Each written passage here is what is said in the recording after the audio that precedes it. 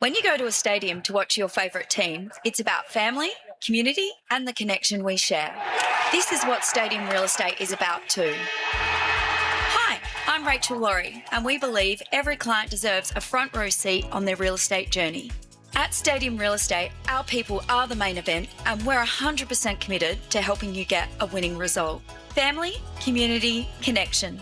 That's Stadium Real Estate. So get in touch with us today, stadiumrealestate.com. And welcome to another edition of Straight Bat, talking Adelaide turf cricket. And we've got a group of special guests with us today. I'm joined by the Adelaide turf cricket guru, Peter Argent. Welcome, Peter. How are you going? Yeah, I'm very well. Guru's not the right term, though, I don't think. No, great to have you back on the Straight Bat. And we've got a couple of special guests from Trinity Old Scholars Cricket Club. Jarryd Furnell, the current A-grade captain, life member and leading wicket taker. How are you, Jarryd? I'm very well, thank you. Thanks for And having we've us. also got Nathan Lee, talented wicket keeper who first joined the club as a GAP student, recently returned to make an impact. Welcome, Nathan. Thank you very much. Looking forward to hearing a bit more about you and how the season's getting on. But be remiss of me not to mention our three sponsors: Stadium Real Estate. I think Shane, who's taking a well-earned break this week, but he's recently sold a house with them very successfully. We've got Platinum Print Group, can attend to all your printing needs, and the ATCA Hotel, recently voted best pub in Australia. Peter, you've been down there? I can endorse that wholeheartedly. How good is it? Yep. Yeah, wonderful food and beverage. Yeah, absolutely. But we might get in and have a chat to our two guests. And Jarryd, we'll start with you. Great record you've built up over the years, 359 wickets from 142 games. What's been the secret, I guess, to your consistency and longevity as a left-arm spinner? Oh, the umpires keep putting their fingers up. That's always handy.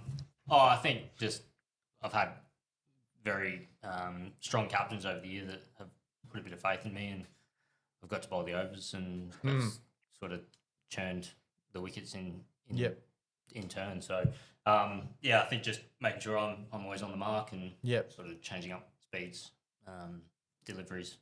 I don't ever really bowl two balls the same, much to Nathan's hatred towards me some days. But yeah, just obviously put it in the spot and hopefully the batsman miss. Yeah.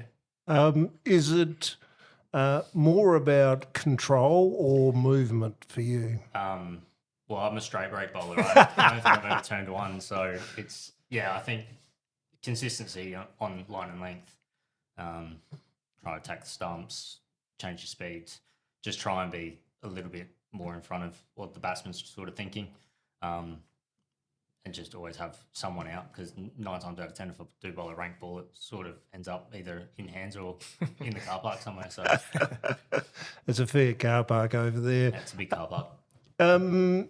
Looking back, you played in a couple of flags. There was an A4 flag in 12-13, another one at A3 level in 17-18. Is there one's a bit more special than the other? They're all special, we understand. The A2 one that you've missed out on there. Sorry. So that the A2 one was pretty big. We'd gone, the A4 one had a few years between sort of the next one.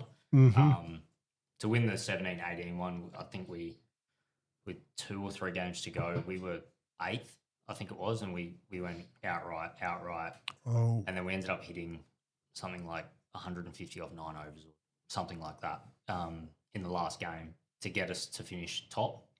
And then the following year, we backed it up with the A2. So we'd gone back to back with the exact same side. So to go up and perform better, I think we lost 1 game all year to Ross Trevor in a one-day game. Wow. And both finals were unreal. I think we hit 300 in both games. Brad Anderson ran himself out. If he didn't, he'd probably still be batting in that A3 one. He was unbelievable in that day. And then Marion were cruising at, I think, 3 for 150 at T, chasing 300, and had Warwick and Chris were flying. Yep. And then, Jace stepped up and took 6 very, very quick wickets, and that was game over. So, Nice. the A2 one stands out from consistency throughout the year from everyone. We were pretty much on song every game. Yep. Very good. Nathan, over to you. You first joined the club as a GAP student 18-19. Tell us a bit about, I guess, your GAP student year and what in particular drew you out to Trinity. Yeah, so like being a GAP student, it's almost like a exchange program that Yep. Trinity do with a few schools around the UK. When I came out back in 2018, I think there were 3. There was one up in Yorkshire, and then Monmouth, which is where I'm from. Yep. So yeah, it was sort of just. I've always wanted to come out to play cricket. When I was a kid, I was like, I fancy a season in Australia, but it's a lot harder than just jumping on a plane. Like Yeah. there's a lot of logistics that need to be sorted. Yep. So when someone from Monmouth came to me and said that we've had an email from a school in Trinity, a school in Adelaide called Trinity, who have a club associated with them. Do you want to go out there? You'll have a job, a car, Yep. play cricket. I was like, well, be stupid to not to take that offer. So yeah, it was ideal. I had the opportunity to play cricket and all the logistics sorted for me. So yeah, that's what drew me to Trinity. Nothing else really. And what were you doing work-wise when you were playing cricket as well? So you work in Yeah, at the school? Trinity, in the school. So, In what kind of role? Whatever. You do whatever is needed. Yeah, fair enough. Just a couple things on that. Like, what do you do for you qualified? Are you, any schooling, anything like that? And how has this trip to Australia shaped your cricketing journey so far? So no, I came out at the age of 18, so I was straight out of A levels, still like a little boy really. So you do anything from like assisting in classrooms to PE lessons to sorting administration stuff, moving things around school, anything that more senior staff need you to do really. And in terms of like my cricket journey, like I said, it was always an ambition to come out to Australia and have a season, but like coming out at 18, it was real, and having been in Monmouth, which is a private school, so you play up until about July really, like you play school cricket. So I never really had the opportunity to have a full senior season of club cricket, so it was effectively my first full season at playing like senior cricket, which was obviously a learning curve and like the start of my senior cricketing career really. So did you find adapting to like 80 over days and that difficult when you? I still find it difficult now. It's it's not. It's a very different cricket here to back home. Like even just like I came back in September and we go into nets and we in our league in South Wales we play with an orange ball. Right. So the first net session, I was like, I didn't know what was going on. I couldn't see anything. But yeah, it's very, very different. And especially like now where I've played a lot more senior cricket back home and played a lot of 50 over stuff, coming out to play 80 overs, takes a bit of adapting to. And as an 18-year-old, you would have been subjected to some vice, shall we call it, or a bit of sledging out on the ground. How did you adapt to that, or it wasn't too bad? I can't really remember. I think I must have had a bit, but I don't know. I try and ignore it. It's, there's no point when you're a batsman because you're always going to end up losing out. Yeah. Well, we saw a bit last night that we might talk about a bit later. But Jarryd, your leadership style, how would you describe it, and how does being captain affect your performance? I guess especially as a bowler as well. There's 2 things to concentrate on at the one time. Well, I've somehow picked up a bat that's got a hole in it at the moment because I haven't been able to make a run since. I think, I don't really know, to be honest. I think performance-wise, it hasn't really done a heap. You do have to think about a few more things, but I'm pretty lucky in the fact that within our side, Tom, who was our captain last year, still in the side, Alex Cotter, Tim Viner-Smith, both ex-captains of the club, who've got plenty of experience throughout. Wherever you look, you got Jace as well, who's played very, very high levels of cricket. So there's always an idea coming from somewhere. So I just sort of lean on them as much as I can. When I'm sort of in a spell or whatever I'm doing, I do tend to sometimes switch off a little bit, and I do reach out to Jace a fair bit more in that sense. But I think outside of that, just try and keep cool head where I can, try and keep calm and sort of take over by over or ball by ball, whatever we need to do at the time. Nathan, just coming back, what changes have you seen in the club over the period from when you came out 18 to now? Not a lot really. All the boys are just 5 years more older. Older kids. Yeah, it's like I think like Old Scholars, we're in like a bit of a unique situation where affiliated to the school, you haven't really got that junior section where you get the boys coming through, which is obviously a challenge in itself. But to see when I came out at 18 and you had Jarryd, Timmy, Cotter, all the boys who he's just mentioned, and like they're still playing and competing and doing well in A1 is remarkable, really. But yeah, like obviously the club moves on and things like that. But in terms of the culture and the core like values of the club, they're pretty similar to what I remember 5 years ago. Yep. Excellent. And yeah, a good weekend for you last weekend, 73 against Furnell, your highest A1 score. So talk us through that innings, and is there 100 round the corner, hopefully?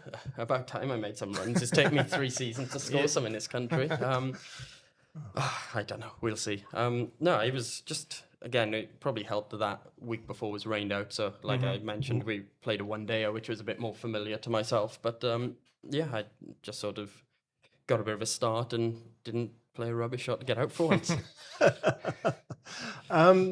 You're a life member of the club, aren't you, Jarryd? Yep. So how many life members are there, and what does that status mean to you? You're gonna get me there. I reckon I'm gonna say between 10 and 15 at the moment. So the club's been going for how long? We were talking about this in the car. 18? We think 17 or 18 years. So the club's so young compared to these other ones. So if you think about it, I think I was trying to count it. I think we've got 11 flags in that time across all grades. Yeah, wonderful. We've only ever climbed. We've never dropped. So the A grade's never relegated. We've always gone up. We've been in A grade or A1 now for 5 years, 6 years, whatever it may be. So we've always done that, and we've always kept the same players and things like that. So the guys that are on the board, a lot of them are old scholars. We've got a couple that are still playing. Brad Cameron, he's our highest games player, so he's running around with a bit of a different baggy yellow cap, and he's got some blue piping on his, which is a bit special. And we've got some of the guys that were there in the inaugural season. So to be on the board with them is pretty special. It's 10 years of grind, and being out in the 40-degree sun out in Trinity can weather you a bit. But yeah, it's huge. The guys I look at on that board, I've played with a lot of them. A lot of them are close friends, and we're still ticking along. So it is good, and the group is growing. So each year we're finding more baggy yellows, and we only ever get a baggy yellow at 100 games. So yeah, there's some guys that have been running around for years on end, older than me, and have only just pulled theirs in the last sort of year or two. So yeah, to get there when I did, and with the people I have, is really good. Enjoyable. Excellent. And you got some great playing surfaces and pitches down there. Does that help you attract players? And the facility's about to get a lot better as well with the new change rooms. Oh, anyone that's listening to it and wants to come through, come have a look, because they are unbelievable. Yeah, we're very lucky in our surface. I'm biased. I think outside of a couple of grounds in Adelaide, across district and Sacra and things like that, I think we'd be in the top 5 just purely on the way the ground is 9 times out of 10. And I'd find it hard to find anyone to argue that. We're very, very lucky in that sense. And even to the point that we can train all year round. We've got the Harris Head Shed. We've got the nets. I think we've got 2 sets of turf nets. We've got hard wicket. We've got indoor nets. We've got pretty much everything under the sun you can think of. So they're only getting better. We've got rooms coming in now, so they should be ready hopefully early next year. We've got the PAV that was recently, well, when I say recently, a few years now, opened, which is still there and still great, and it's really good to see when we've got both teams rolling, A's and B grade, that everyone, or A's and C's, whoever it may be, playing at the same time. We will get back into the PAV and enjoy it afterwards. Yeah. I always impressed aesthetically. It's one of the most pleasing venues to go and photograph at. It compares comfortably with any village ground around the world, so you should be very proud of what you've got there. Does that mean that you are always looking for new players and always looking to grow your team? Oh, 100%. When you're only so young as a club, like you look up to these bigger clubs that have years on years on years, and you go into their rooms and you can see that their boards are huge. We've still got one line on ours, like we haven't moved yet. So for us to keep pulling players in, and something we were talking about earlier, we've had, that I can think of in the time that I've been there, I think there's been 10 non-old scholars that I can think of through the A grade regularly. Wow. So there's been a few that have come through, and a couple of them have been like Giggsy and Vish from a couple of years ago came through from England, who they've been our only imports as such. But again, that's come through the GAP program. That's not come through us searching for them by going through like CricX or whatever it may be, and doing that. So yeah, we want more players. We think we've got the facilities, and if we get I think we've got the right team now. But if we do pick up that 1 or 2 extra, it's not going to be a bad thing for us at all. And anyone that comes out to our ground, like I said, if you're a batsman and you see our ground, most times you're thinking to yourself, how am I actually getting out on this thing, because it's a road. So Salivating is the word that comes to mind. through the infield, it's unreal. And Nathan, we talked about you got turf nets and indoor nets. How do you rotate between the two? And I guess it's good to have both options and be able to train at both. Oh yeah, it's great. Like obviously a lot of clubs don't have the luxury of the indoor net, so especially this spring, which has been a bit more wet than Indifferent, yes. Yeah. But yeah, it's good to just be able to almost be quite fluid in terms of, it's raining, we'll go up to the top, or whether it's outside. Obviously, during the season, it's better to be outside because it's a lot more like game conditions, but indoors better than nothing. And well, for me anyway, coming from the UK where it rains a lot, we spend a lot of time indoors, so... Yeah. So just give me a quick insight of where you are in the UK, what competition you play in, and if there's any other different competitions that fall in, like evening league or Sunday league or anything. Yeah, so I'm from South Wales, a town called Talbot. It's just outside of Swansea. Yep. So yeah, I initially came through Talbot. I played for a club called Ynys Towie for the last 5 years, and we've sort of been a bit of a yo-yo club between the Premier League and the Premier 2. Yep. So I think we've gone up, down in the last 4 years. But yeah, so you've got the 2 Premier Leagues, the Premier League and then Premier 2, which are South Wales. So they go from West Wales to East Wales. So they're quite broad in their geography. But then they sort of split then after the Premier 2 into like an East and West. Right. So you've got the South Wales and then the South East Wales, and they're huge. I think the South East Wales has got 16 divisions. Okay. Which is big, and but so like our seconds and thirds will play in the South Wales, so they drop down and play in Division 4 or 5, I think. Yep. We back about, well, probably when I first came out, so probably 2018-19, we had a really strong midweek league, which we used to play on a Wednesday or Thursday night. But when I remember 35 years ago when I tried to play a little bit of cricket in Yorkshire, they used to play 18 over 8 ball games on evening leagues on Wednesday night. So are they doing different stuff now? I think that's the 18 over we play was played like in April and September when the nights are a bit like more drawn in, but we play, it's normally T20 stuff in the week. Okay. Yeah. But the midweek league used to be really strong. We used to have a lot of it was almost like when I think the Premier League had more local players.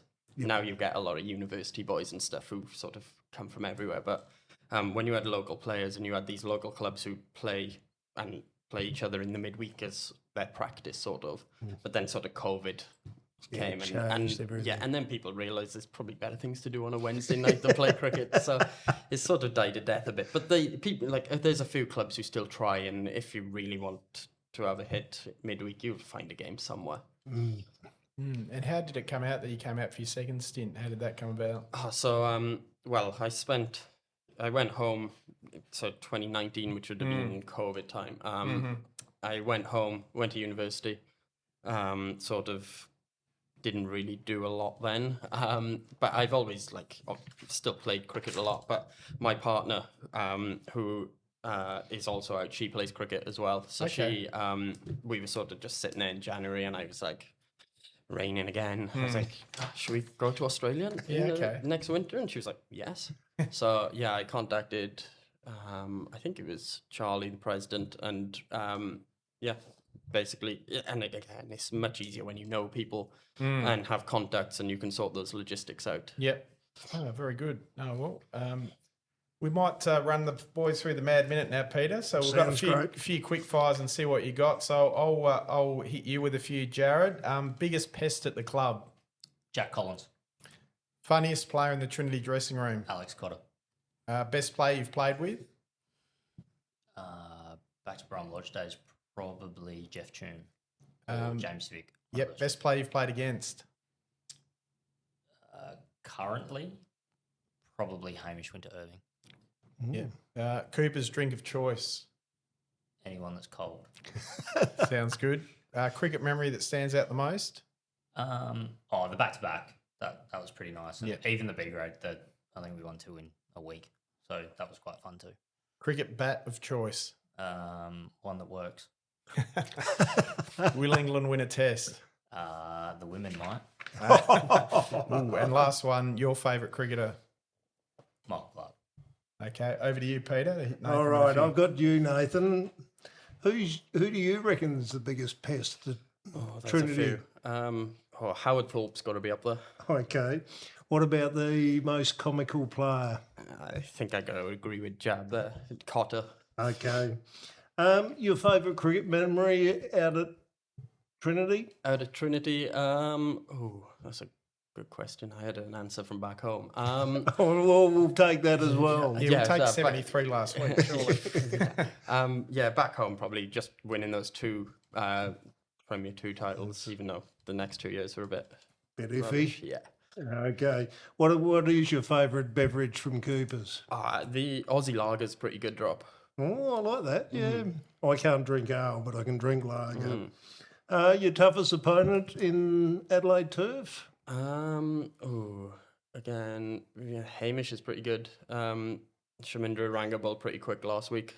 Yeah. But yeah, probably out of those 2. Okay. Best player you've played with? Out here, Yeah. um, And back home. You can throw one back home as well. back home's probably harder. Out here,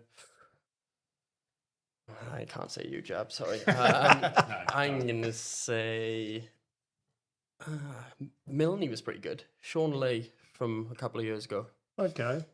All right. Who's the biggest social media guru out of your crowd? Do you see the one last week, Louis Stanfield? He didn't shut up. All right. Very good. All right, you're listening to the Straight Bat here, talking Adelaide turf cricket. We'll take a quick break and come back and go around the grounds. Welcome back to the Straight Bat, talking Adelaide turf cricket. We're going to go around the grounds and update some of the games after week 1. So, interesting game. Grange 6 for 63, chasing Paraka's 100. So Michael McDonald 3 for 18 for Grange, and Paraka fought back with Mitchell Thomas taking 5 for 17. So that game is very interestingly poised, Peter.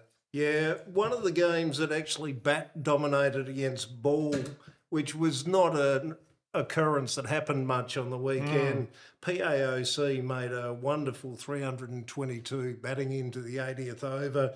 Nick Benton batted very well, made 79, while Cooper Dudley and Tyson Palixoglu, I think I got that right. Well done. Had it on it. That's it. Well done. Both made 56. Tyson hit one straight to square leg before tee. He smashed it and blew a big score, but batted very well anyway. For Ranella, Cole Petty took 6 for 64 and was their ace bowler. So out at Spock, they finished the day on 9 for 178. Luke Harrington got 63 not out. And for Para Hills, Mason Ricard ended with 3 for 40. Yep. Port Districts and Scotch. Scotch batted first, all out 66. Nathan Mudridge 5 for 24, and Alex Senior in reply to Port Districts were 9 for 213, and Alex Senior 4 for 48. And the Trinity boys in a little bit of trouble here, Peter. All out for 148. Nathan Lee 20, but Goodwood well placed at 1 for 122. Ollie Davidson 4 for 21, and Jai Field 64 not out. So boys have got a bit of work to do this weekend. Could be a long day. They're batting all right too, the Roos as well. Yeah, their batting lineup's unreal. They're definitely, when we saw them on the list and saw some of their names, they've got, 4 blokes that have hit, 3 blokes that have hit hundreds, all different. Quite happy to see the back of Reese, to be honest, because he destroyed us last year. So I'm sure, we'll bounce back and see what we can do. Yep. A2 at Goodwood Oval. Goodwood scrambled to 118 with Jaden Scroop. I'll get that out in a second. Scroop top scoring with 32, while Darcy Herriot took 4 for 13 for the Gunners. In reply, the Gunners are in a bit of trouble at 6 for 42. 8 for 42. Try 8 for 42. In real trouble, yeah. Ingle Farm had a good day out. They finished 9 for 307. Josh Jarrett got 83 not out.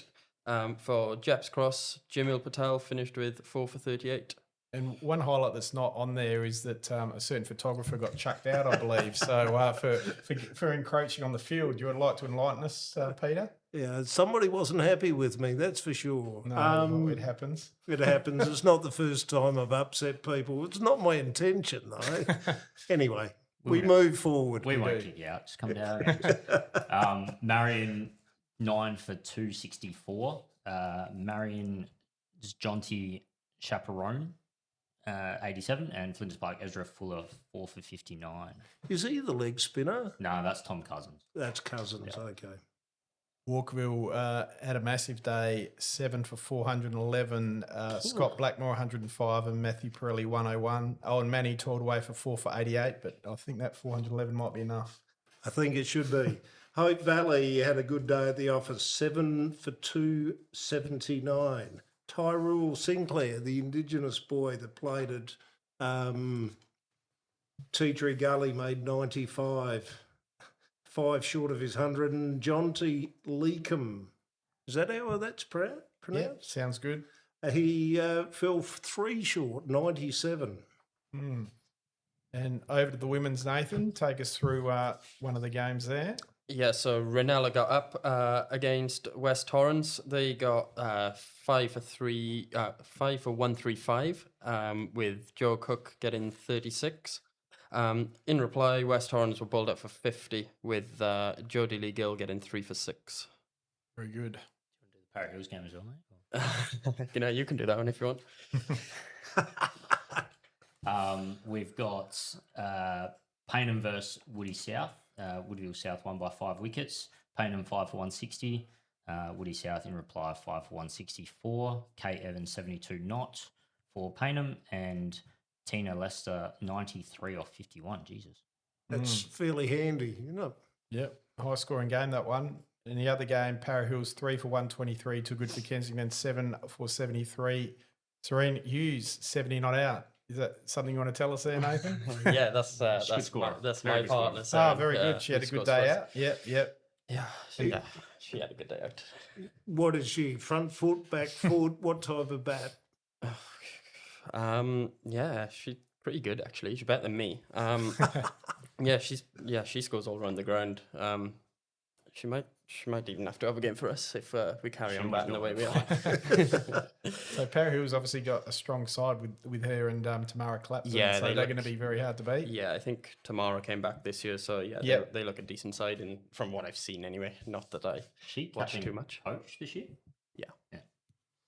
Yeah. Clapton's the ex-state cricketer. Mm-hmm.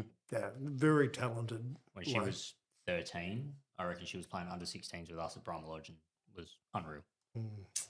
Very good. So that's the women's round for the weekend. We'll take a quick break and maybe come back and have a bit of a chat about what's happening in the Ashes.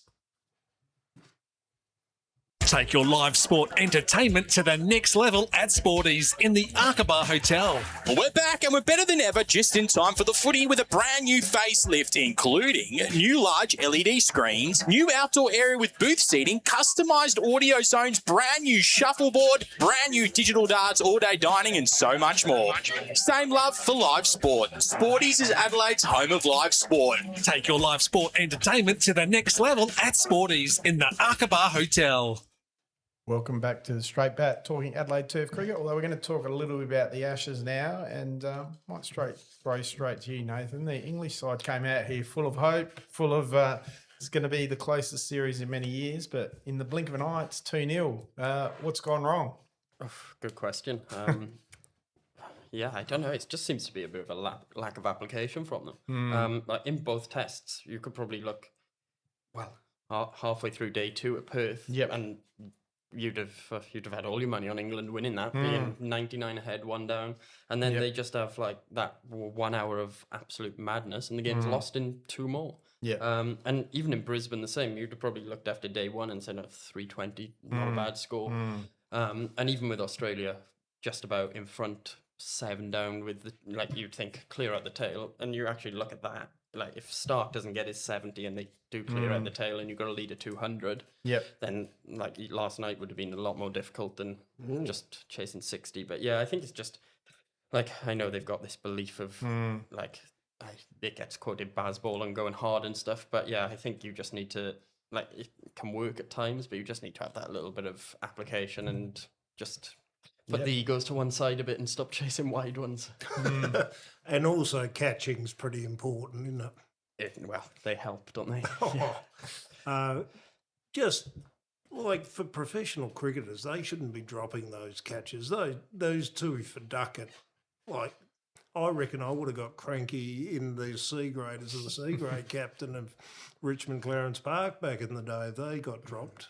Yeah, there were a couple of dodgy ones, and then you go and look at Smith's yesterday, which broke that partnership that went on, and it just shows the difference between you drop 1 or 2 easy ones and you take that one worldie, and it makes all the difference.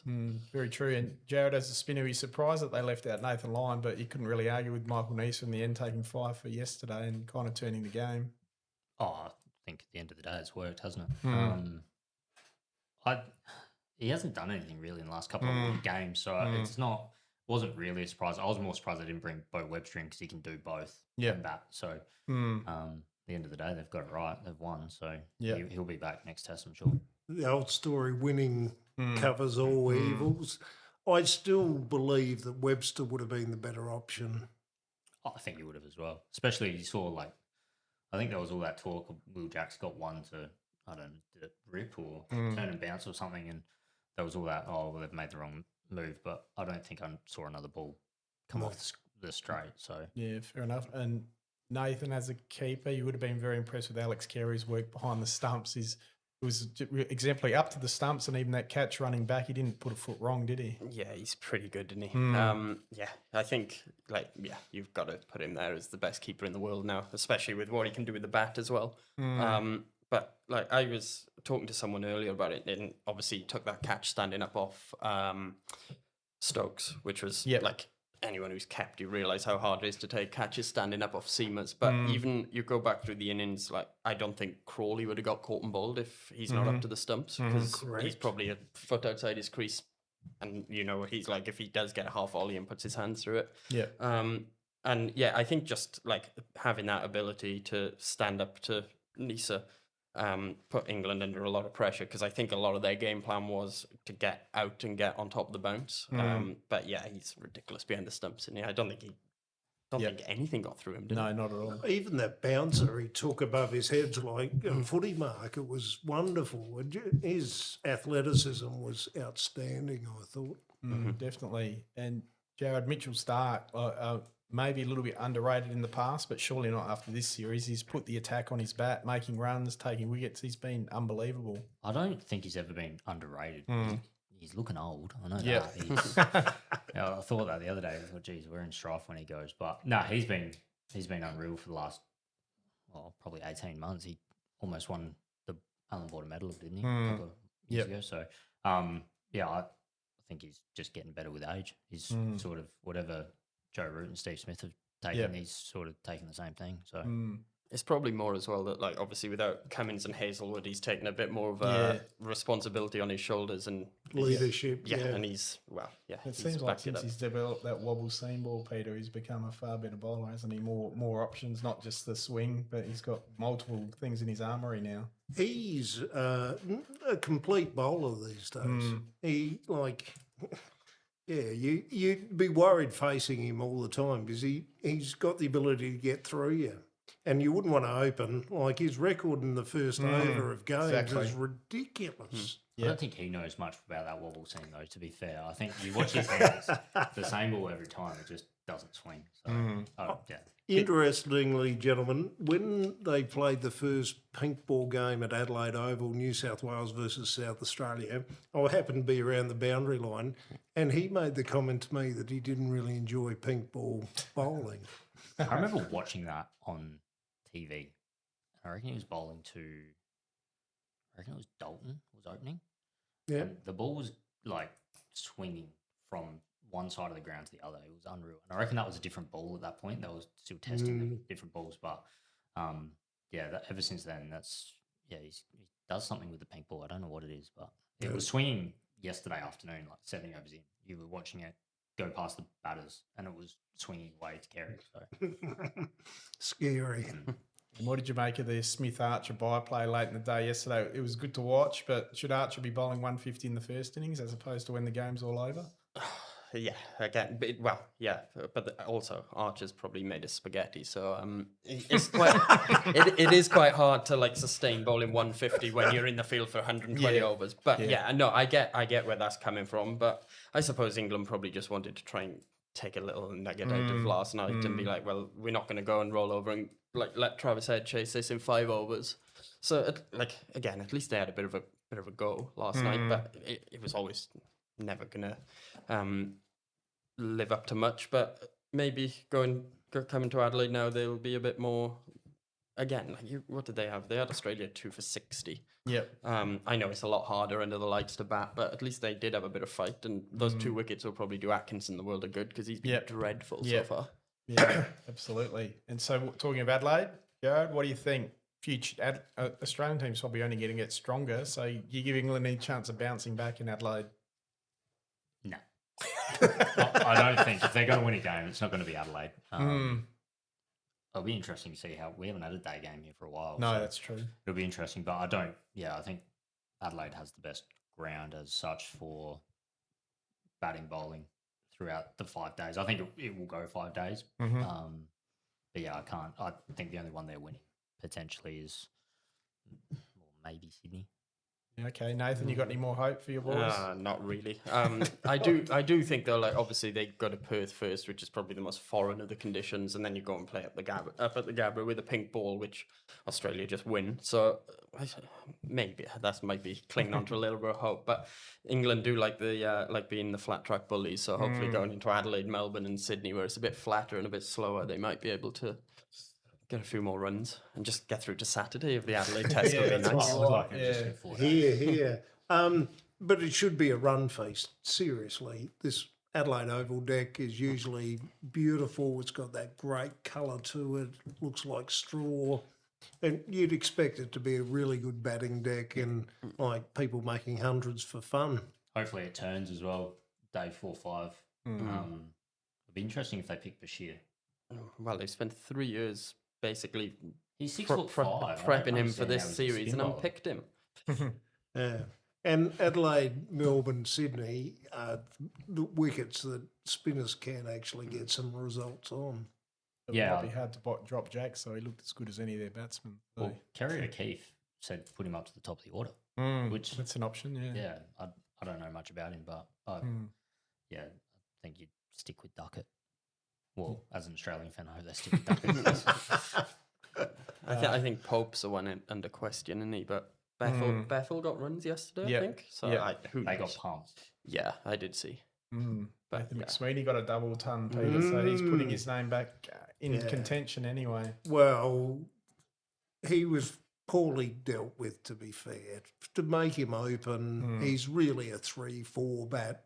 If he keeps making runs over the next couple of years, he slips into 4 in the Australian side when Smith retires, in my opinion. And one more for you, all of you, before you go. If England did lose, say, 4-1 or 5-0, is it going to be the end of the Stokes-McCullum era, do you think?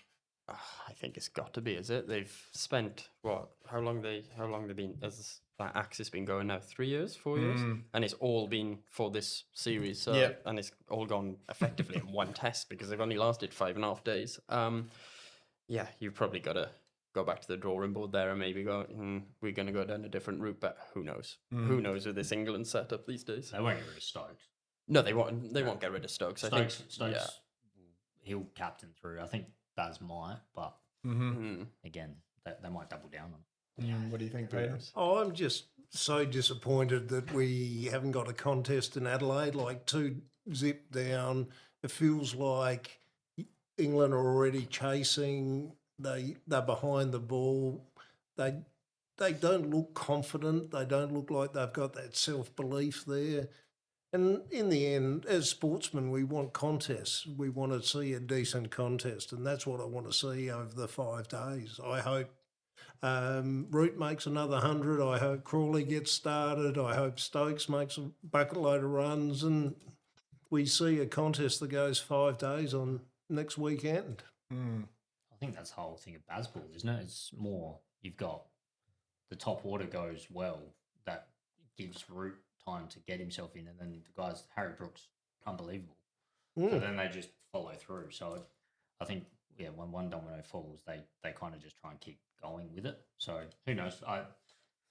They've got a bit of knack about them. They were 2-0 down last Ashes too. So I remember that. Okay. Very good. All right, well, all roads lead to hopefully a good Adelaide test.